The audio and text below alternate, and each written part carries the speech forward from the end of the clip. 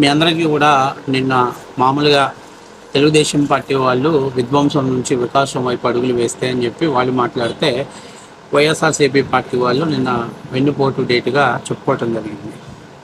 So పెద్ద ఎత్తున పాదయాత్రలు వాళ్ళు ర్యాలీలన్నీ చేయడం జరిగింది. అయితే ఇక్కడ చిన్న విషయం గుర్తుపెట్టుకోవాల్సింది ఏంటంటే కడపలో మొన్న మహానాడు జరుగుతున్నప్పుడు వైసీపీకి సంబంధించినటువంటి వాళ్ళు నాయకులు వాళ్ళందరూ కూడా కలెక్టరేట్కి వెళ్ళి కలెక్టర్ గారికి అందరూ కూడా మాస్కులు పెట్టుకొని ఒక వినతి పత్రాన్ని అందించారు. ఏమని అందించారంటే రాష్ట్రంలో అంటే దేశవ్యాప్తంగా కొత్తగా మళ్ళీ కరోనా కేసులు రాబోతున్నాయి కాబట్టి దయచేసి ఈ యొక్క కడపలో పెట్టబోతున్నటువంటి మహానాడిని పర్మిషన్స్ రద్దు చేయాలని చెప్పేసి మాస్కులు పెట్టుకొని అందరూ కూడా కలెక్టర్ దగ్గరికి వెళ్ళి వినతి పత్రం ఇచ్చారు. సీన్ కట్ చేస్తే తాజాగా గుంపులుగా పెద్ద ఎత్తున ఎవరికి వాళ్ళు నేనే బాగా చేశాను, నా నియోజకవర్గంలో బాగా చేశానని అనిపించుకోవటం కోసం అని చెప్పి పెద్ద ఎత్తున జనసందోహంతో ర్యాలీలుగా బయలుదేరారు. అంటే వైఎస్ఆర్సీపీ పార్టీ వాళ్ళ ఆలోచన వాళ్ళ మైండ్ సెట్ ఎలా ఉంటుందంటే అవసరమైతే అందితే కాలు పట్టుకుంటారు, అందకపోతే జుట్టు పట్టుకుంటారు. ఇది వైఎస్ఆర్సీపీ ప్రస్తుత పార్టీ యొక్క విధానం. నిన్నగాక మొన్నే కదా మా మహానాడు జరిగింది 28, 29 తారీఖుకి. కాబట్టి ఈ వారంలోకే కోవిడ్ కేసులు తగ్గిపోయాయా?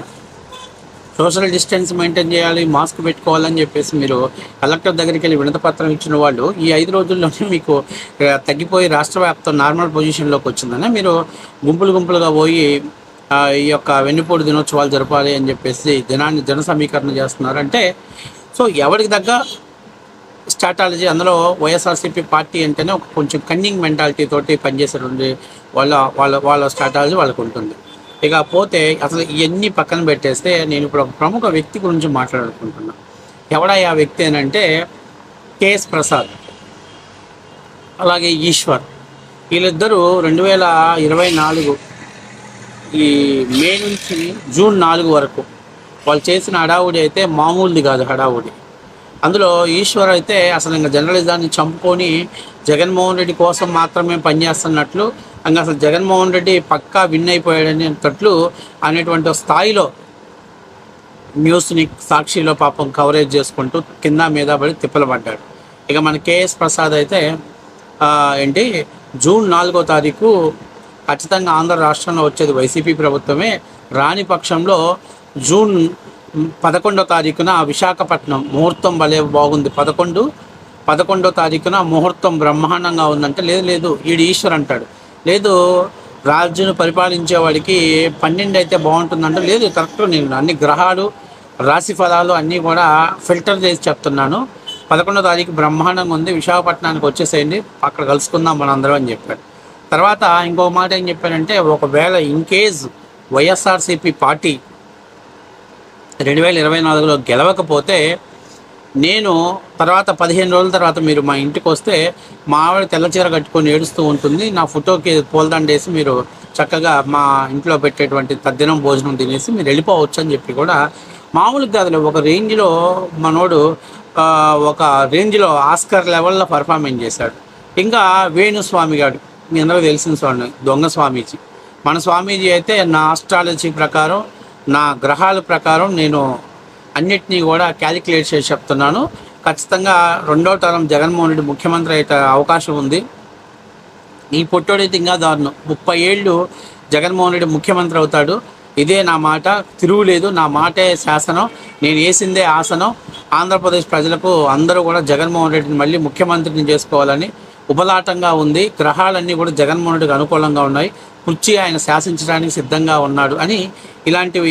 ఇంకా కొంతమంది మన ఉండవల్లి అరుణ్ కుమార్ లాంటి వాళ్ళు వీళ్ళందరూ కూడా అంటే షో కాల్డ్ పొలిటికల్ అనాలిసిస్ నాయకులంతా కూడా జగన్మోహన్ రెడ్డికి డబ్బా కొట్టడం మొదలుపెట్టేశారు. ఆ ఉండవల్లి అరుణ్ కుమార్కి అయితే పథకాలు డెఫినెట్గా ఇంప్లిమెంట్ చేస్తాయి కాబట్టి జగన్మోహన్ రెడ్డి మళ్ళీ అధికారంలోకి వచ్చే అవకాశం ఉంటుంది.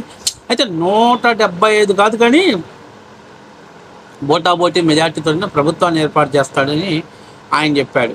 ఇక తర్వాత ఇక తేలకపల్లి రవి అయితే డెఫినెట్లీ సంక్షేమం బాగా చేస్తాడు కాబట్టి జగన్మోహన్ రెడ్డి వచ్చే అవకాశం ఉంది. ఇట్లా ఒకరి దగ్గర అందరూ పొలిటికల్స్ అంటే పొలిటికల్ అనాలిసిస్లో ఉన్న వాళ్ళందరూ కూడా జగన్మోహన్ రెడ్డి భజన చేస్తూ జగన్మోహన్ రెడ్డి కోసం ప్రజల యొక్క మైండ్ సెట్ని మార్చే విధంగా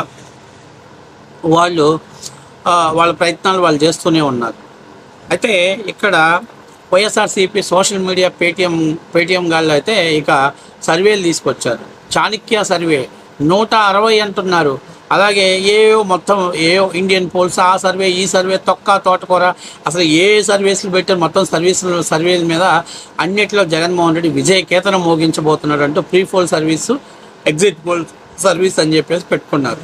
సరే, ఇన్ని చేసిన ఆంధ్రప్రదేశ్ ప్రజల యొక్క మైండ్ సెట్ ఎలా ఉందంటే, జగన్మోహన్ రెడ్డి ముఖ్యమంత్రిగా ఉండగా ఈ రాష్ట్రం డెవలప్మెంట్ అవ్వదు, జగన్మోహన్ రెడ్డి ఉండగా ఆంధ్రప్రదేశ్కు రాజధాని ఉండదు.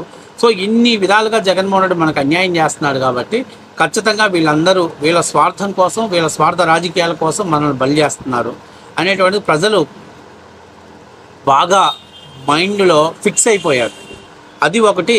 రెండవది, జగన్మోహన్ రెడ్డి ఎన్నికలప్పుడు గులకరాయి డ్రామా ఒకటి, అది ఇక్కడ తగలటము, బ్యాండేజ్ వేయటము, మళ్ళీ వాళ్ళు చిన్న చెల్లెలు అన్న అక్కడ బ్యాండేజ్ ఎక్కువ చేపేసుకుంటే సీమ్ బట్టి కులిపోయే ప్రమాదం ఉంటుంది అన్న, ప్లీజ్ తీసేయమనగానే నెక్స్ట్ రోజు కల్లా ఆ బ్యాండేజ్ అక్కడ లేకపోవటం, అక్కడ పుట్లు లేకపోవటం, అంతా ప్రజలకి ఒక క్లియర్ పిక్చర్ అర్థమైపోయింది. సో జగన్మోహన్ రెడ్డి సెంటిమెంట్ రాజకీయాలు చేస్తున్నాడు అనేటువంటిది అర్థమైంది. 2019లో వర్కౌట్ అయినవి ఏవి కూడా జగన్మోహన్ రెడ్డికి వర్కౌట్ అవ్వాల. ఇవన్నీ చేసినా కూడా ఆంధ్రప్రదేశ్ ప్రజల యొక్క కసి, కోపం ఏ రేంజ్లో ఉందంటే, ఎస్, పిచ్చోడి చేతికి మనం రాయిచ్చాం, ఈ రాష్ట్రాన్ని సర్వనాశనం చేసుకోవడానికి మనం జగన్మోహన్ రెడ్డికి అవకాశం కల్పించాం.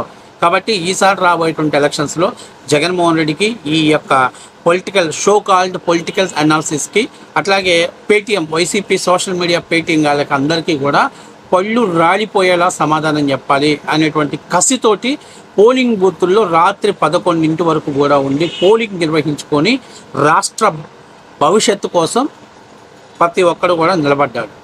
ఈరోజు వీళ్ళు మాట్లాడతారు, ఈరోజు వెన్నుపోటు దినోత్సవం అని చెప్పేసి మాట్లాడతారు. నేను అంటున్నా, అసలు జగన్మోహన్ రెడ్డి నువ్వు 5 ఏళ్లలో రాష్ట్ర ప్రజలకి వెన్నుపోటు పన్నుపోటు వేసావు, అవునా కాదా? అభివృద్ధికి పాత్ర వేసావు, అంధకారానికి ఆకారాన్ని ఇచ్చావు. కాబట్టి నువ్వు ఇన్ని రకాలు చేసిన నీకు ప్రజలు ఇంత స్పష్టమైనటువంటి తీర్పు ఇచ్చి నీ పొలిటికల్ షోకాల్డ్ నాయకులందరినీ కూడా పక్కకు నెట్టేసి, పొలిటికల్ షోకాల్డ్ అనాలిసిస్ని అంతా పక్కకు నెట్టేసి, నీ సోషల్ మీడియా పోల్ మేనేజ్మెంట్ని కూడా పక్కకు నెట్టేసి, ప్రజలు ఏమాత్రం చెలించకుండా వాళ్ళ మైండ్ సెట్ కరెక్ట్ గురి చూసి కొట్టి నీకు 11 సీట్లు నీ చేతిలో పెడితే, నువ్వు ఇంకా కూడా 1 year కాకముందనే పథకాలు ఇంప్లిమెంట్ చేయలేదు, లేకపోతే ఈవీఎంల ద్వారా గెలిచారని చెప్పటం అంటే నిజంగా జగన్మోహన్ రెడ్డి భవిష్యత్తు రాజకీయ అవగాహన లేదు అనేది 100% నిజం. ఏది ఏమైనా అప్పట్లో వాళ్ళు చేసిన కామెడీ మామూలుగా లేదు. ఆ కేఎస్ ప్రసాద్ కానీ, ఈశ్వర్ కానీ, లేకపోతే ఇంక వీళ్ళందరూ చేసిన కామెడీ అయితే ఒక ఆస్కార్ లెవెల్లో ఉండేది. అందరి ఆ నటనలను కూడా పటాపంచులు చేస్తూ స్పష్టమైనటువంటి బ్యాలెట్ బాక్స్ తీర్పునిచ్చినటువంటి ఆంధ్రప్రదేశ్ ప్రజలు అంతిమంగా చెప్పింది, మాకు డెవలప్మెంట్ కావాలి, అదర్వైజ్ పథకాలు అనేవి తర్వాత వచ్చినా ఇవ్వకపోయిన ఇబ్బంది లేదు, మాకు డెవలప్మెంట్ కావాలని క్లియర్గా మ్యాండేటరీ అని చెప్పడంతో ఇక ఫ్యూజులు ఎగిరిపోయినాయి వైఎస్ఆర్సీపీ పార్టీ వాళ్ళకి. ఇది వాస్తవ విషయం.